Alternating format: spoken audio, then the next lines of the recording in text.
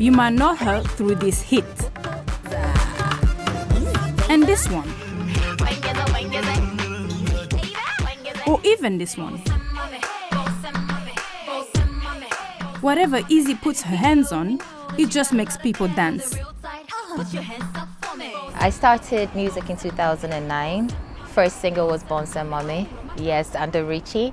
He had a small label that he was putting together at that time. So I was the fresh new spirit there, and the vibe was amazing. I got in the studios, we wrote the first song, Bonsa Mommy, and pow. In 2012, Eazzy left her debut record label. Can you tell us more about the breakup? It was a mutual breakup. You know, it always says you shouldn't forget your roots and where you come from. And so I give them massive respect for helping me to find my feet, you know, as an artist. So in your opinion, what are the challenges that female artists face today to stay on top? It's very tough to break through. And when you do, the hardest point is actually keeping your relevance. And so challenges such as timing, biological clock, because you're growing, and it gets to a point where you're thinking, okay, do I have kids now? Do I get married now? Or do I still pursue my passion?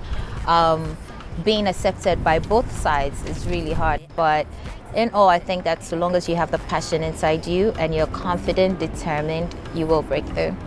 I see the fire burning in your eyes. You keep hurting me, but I keep putting aside. But to follow your dreams, it also means taking chances. The first sacrifice was the first 3 years straight. I had to put marketing in what I graduated in the book. It was a very tough decision for me because I was walking into an industry where I didn't know what would come out of it. I didn't know the turnout. Because people always feel like, oh, with females, they don't last long. You know, a year, 2, 3, that's it, your shine is gone. And for me, the determination is always to keep going every single time, every single year. You know, I've had great times and I've had, you know, down moments. I've had times when my songs have been great and times when I'm like, what is going on? But you've got to be very patient as a woman. You've got to understand that your fan base will grow along with you. And so as you grow, the type of music or the composition of music has to be changed.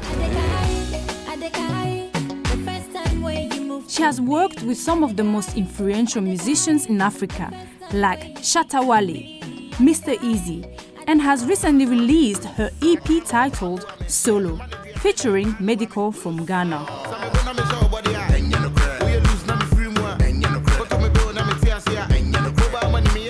If you could go back in time, what would be the best advice that you give to your younger self?